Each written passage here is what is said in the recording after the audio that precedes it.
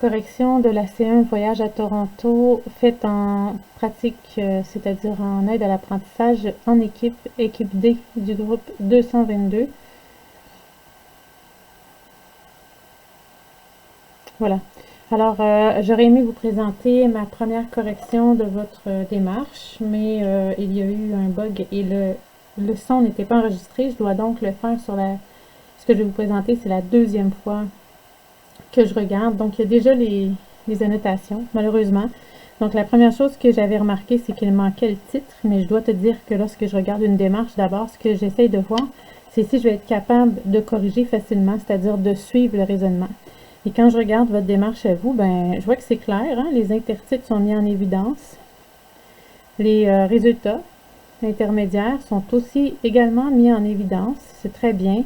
Je trouve ça très facile à lire. Je trouve que c'est facile de se diriger dans votre démarche. C'est un très bon point. La deuxième chose que je regarde lorsque je corrige une C1, tu es sûrement allé écouter le petit vidéo de 3 minutes qui explique la grille de correction de la C1. Tu as vu ce qu'étaient des majeurs. Donc, les majeurs, c'est l'élément le plus important dans une C1. Ce sont les contraintes qui prouvent que tu comprends la situation. Ce sont les contraintes majeures. Je vais tout de suite aller voir si ces 4 contraintes-là, vous les respectez. C'est-à-dire, est-ce que vous avez trouvé le total des ventes amassées par les 3 modes de financement? Oui, vous l'avez ici. Est-ce que vous avez trouvé, vous avez fait un retour au 100%, donc vous avez essayé de retrouver combien ça coûtait au total. Ça, c'est pas évident que vous avez essayé de le faire. Qu'elle aura besoin? 100% des ventes. Je suis pas sûre que c'est ce que vous voulez faire. Oui, je pense que c'est ça que vous voulez faire. Oui. Donc, 100% des ventes, vous le cherchez ici. Ensuite, la différence entre les deux, vous le faites en trouvant 40%. Et finalement, le temps nécessaire aux 4 majeurs sont respectés. Je m'attaque maintenant aux mineurs du critère 1. Et du coup, je vais également corriger le critère 2 qui parle de la mobilisation des concepts et de leur juste utilisation. Alors, comme je te disais, il manque un titre ici. Ça aurait été agréable d'avoir un titre dans l'entête. Ce que je constate lorsque vous calculez le prix unitaire dans la section que vous avez identifiée comme étant la section agrumes, c'est que avec bonheur, vous utilisez un point qui est dans le graphique, c'est-à-dire le point 2 sacs pour 6 $. Vous le transformez ensuite en 3 $ pour un sac. D'accord, on aurait pu faire une proportion, ça aurait été plus clair, on aurait pu avoir les unités de mesure dans la proportion. Donc ce n'est pas mauvais, mais ce n'est pas non plus idéal, il y avait moyen de faire mieux. Dans l'intertitre suivant, qui est revenu pour 20 sacs, vous multipliez votre 3 $ par sac, mais vous n'écrivez plus que c'est 3 $ par sac, par 20 sacs, pour obtenir 60 $ pour 20 sacs. C'est très bien comme ça. Donc ici, les concepts mobilisés sont les bons. Vous tenez compte de la contrainte mineure qui était que la situation, c'est une situation de proportionnalité qui lie le nombre de sacs au coût. Par contre, ici, une proportion aurait été mieux. On rentre maintenant dans les 2 prochaines mineures qui seront dans la section que vous avez intitulée boîte de thé vert. Vous, d'emblée, m'indiquez que vous allez chercher le produit constant.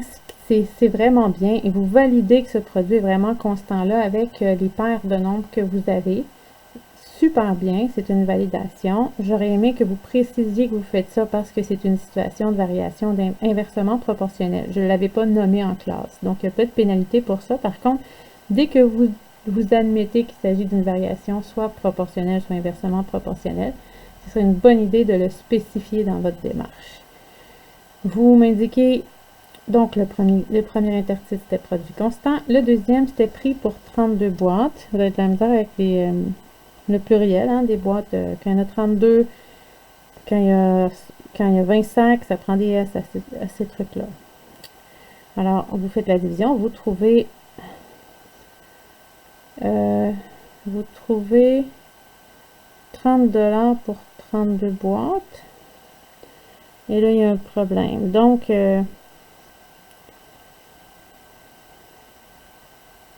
oui, c'est ça. Le problème, c'est que, en fait, l'organisateur achète 160 boîtes. Et il fallait trouver le prix des boîtes à partir du 160 qui se trouve à être ici. Que vous allez chercher ici. Et ce sont 32 boîtes à 6 qu'elle vend et dont elle conservera le 3/4. Vous considérez tout de même qu'il s'agit d'un inversement proportionnel, ce qui est une contrainte mineure.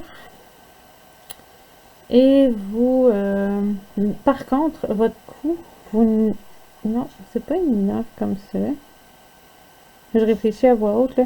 Ce n'est pas une atteinte. C'est pas une contrainte mineure du critère 1. Ça va quand même en être un parce que vous n'avez pas compris une partie du problème. Donc, c'est pas le concept que vous mobilisez mal, c'est bel et bien le fait que ce sont les boîtes achetées ici que l'on va vendre par la suite. Donc, on va le considérer comme une mineure, même si elle ne faisait pas partie de la grille. La grille, c'est la grille énumère certaines contraintes qu'on veut vous voir respecter, mais pas toutes. Donc ici, c'est une contrainte qui est liée à la compréhension aussi. Donc c'est une mineure, mais une mineure, si tu as bien écouté la vidéo qui portait sur la grille, ça n'affecte pas ta cote puisque ça en prend 2 pour baisser d'une cote au critère 1. Donc tant que tu n'as pas d'autres mineurs, tu restes à A dans le critère 1. On poursuit. Tu considères la portion qu'elle conserve, tu le calcules. Donc ta réponse est erronée, mais c'est à cause de cette mineure-là. Et cette partie-là n'est pas... cette partie-là n'est vraiment pas à considérer. Alors, je vais faire comme si ce truc-là n'existait pas. Tes 2 mineurs sont respectés et... non, tu as seulement une mineure de respecter. Donc, tes concepts sont bien mobilisés. On va se rendre à la dernière partie que tu as appelée vente de chandelles. Cette vente de chandelles, qui sont aussi au pluriel, et les 2 contraintes mineures qui y sont liées, c'est que tu considères qu'il y a une relation de proportionnalité entre le diamètre et le coût d'une chandelle, mais également que tu tiens compte de la portion qui revient à rose. Alors, allons-y. Ici, comme tu sais que c'est 5 $ pour une chandelle, je fais tout de suite le produit par 15 pour trouver la somme totale amassée avec le modèle 1. Ensuite, tu fais une super belle proportion, mais cette proportion-là, elle a des arcs de cercle et non des flèches. Fais bien attention de faire des flèches. Dans quel sens allaient tes flèches? Tout probablement, elles allaient dans ce sens-là. Alors ça serait pénalisé dans le critère 3, qui est en fait un critère sur l'élaboration appropriée de la solution. Tout ce que tu fais ici est bien fait et ton total est bon et tu tiens compte du 30% que conserve Rose. Donc cette partie, rien à redire. Si tu additionnes les 3 montants, bien entendu, celui-ci était erroné depuis le début. Donc tu le traînes. Je vais juste aller vérifier que c'est bien la donnée que tu avais identifiée ici. Donc le 3/4. Le 3/4 de 30, c'est ça? Bizarrement, le 3/4 de 30. Ah oui, tu redonnes 6 au gars. Est-ce que je comprends ce que tu as fait? Ouf, peut-être 2 mineurs ici. Il faut faire attention. Je ne sais pas si je considérais ça comme 2 mineurs. Je vais voir ou carrément je te baisserai d'une demi-cote parce qu'il y a vraiment quelque chose qui cloche dans ce coin-là. Mais pour la majeure, tout va bien.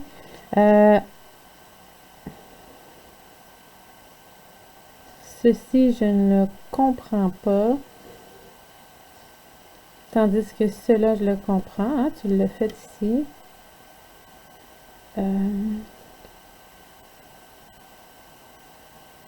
Ça, je suis vraiment pas sûre de ce que tu fais ici, mais ici, ça a du sens ce que tu fais.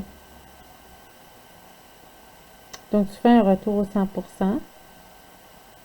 Mais ce qu'il disait dans l'énoncé, je pense que ce qu'il disait, c'est qu'elle avait...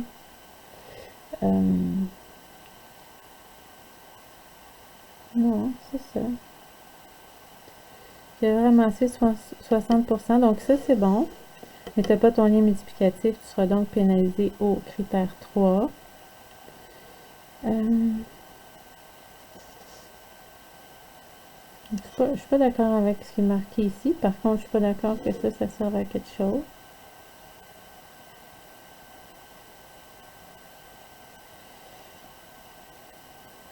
De toute façon, tu t'en resserres pas de ça, hein? Il est inutile. Est-ce que tu l'utilises? Tu l'utilises pas. On peut faire comme si ça n'existait pas. Il aurait été agréable que tu précises que ça, c'est ce qui manque. Et donc, en divisant par 5, tu trouves le nombre d'heures. Tu ne justifies pas pourquoi tu fais l'arrondi supérieur. Il aurait fallu justifier. Ça aussi, ça va être au critère 3. Tu seras pénalisé. Alors, dans le critère 1, on a vu qu'ici, il y avait une mineure, mais plus qu'une parce qu'il y a quelque chose qui a cloché. Alors, comme je vais te mettre B+, en fait. B+, théoriquement, on le met pas, mais je suis pas à l'aise de te mettre B, puis non plus de te mettre A. Alors, je vais aller dans le milieu. Le critère 2, malheureusement, le critère 1 fixe la note maximale pour le critère 2, donc tu as B+, aussi au critère 2, même si tous les concepts que tu as utilisés sont mobilisés de la bonne façon. Le critère 1 est prépondérant. Tu ne peux pas avoir plus au critère 2 qu'au critère 1. Pour le critère 3, par contre, étant donné en